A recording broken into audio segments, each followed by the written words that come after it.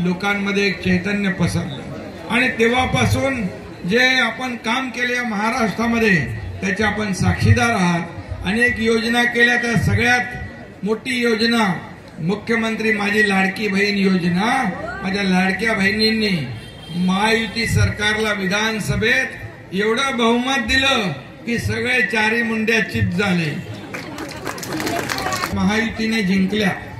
आणि आता स्थानिक स्वराज्य संस्था ज्या आहेत त्याच्या निवडणुका येतील।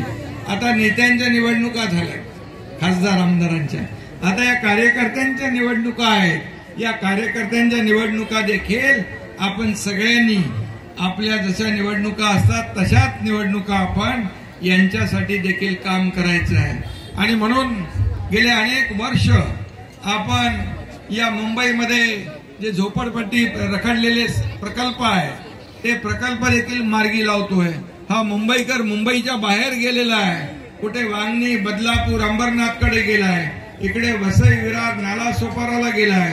त्याला पुन्हा मुंबईत आणण्याचं काम आपण महायुती म्हणून करतोय आणि त्यासाठी देखील आपण निर्णय घेतलेले आहेत। आणि म्हणूनच मेट्रो बंद होती, मेट्रो सुरू केली, कारशेडचं काम बंद होतं तेही आपण सुरू केले, सगळे स्पीड ब्रेकर होते ते स्पीड ब्रेकर काढले, सगळं स्टे होतं ते आपण काढलं आणि स्थगिती सरकारच्या ऐवजी आपण प्रगती सरकार, समृद्धी सरकार या ठिकाणी आपण सुरू केलं।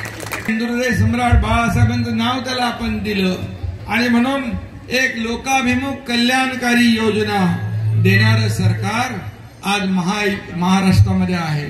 तेव्हाही आपली टीम होती, देवेंद्रजी होते, अजितदादा होते, आता देखील देवेंद्रजी मुख्यमंत्री आहेत। टीम तीच आहे आणि वेगही तोच आहे आणि त्यामुळे विकासाचा वेग थांबणार नाही। आता महाराष्ट्र थांबणार नाही, महाराष्ट्राची प्रगती होत राहील। आणि म्हणूनच या मुंबईमध्ये जे अनेक प्रकल्प आपल्याला राबवायचे आहेत, या मुंबईमध्ये सर्वसामान्य माणूस असेल, व्यापारी असेल, उद्योजक असेल, सगळे जे लोक आहेत या सगळ्यांनी मिळून या ठिकाणी विकासाला पाठिंबा दिलेला आहे। विकासासाठी खऱ्या अर्थाने कालच बैठक झाली मुंबईतल्या गिरणी कामगारांना घरं देण्यासाठी।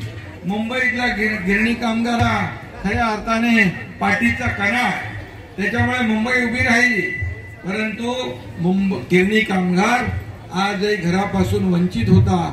परंतु माझ्याकडे जेव्हा गृहनिर्माण खातं आलं त्यावेळेस मी त्याच्यामध्ये देखील निर्णय घेतला, गिरणी कामगारांना प्राधान्य देण्याचा निर्णय आपल्या गृहनिर्माण धोरणामध्ये घेतला।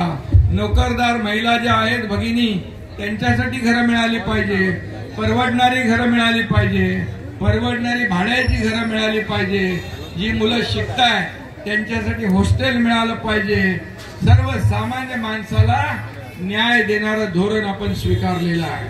आणि मराठा देखील, या मराठी माणसांना देखील घरं, गिरणी कामगार हे देखील घरापासून वंचित राहणार नाही, त्यांना देखील मुंबई आणि MMR मध्ये घरं देण्याचा निर्णय आम्ही काल घेतला। हा मोठा निर्णय आहे, गेल्या अनेक वर्षात कधी हा निर्णय झाला नव्हता, साधा त्याचं सर्वेक्षण पण झालं नव्हतं, पण ऍप आपण तयार केला आणि प्रत्येक गिरणी कामगाराचं नाव आता नोंदवून घेतलेलं आहे।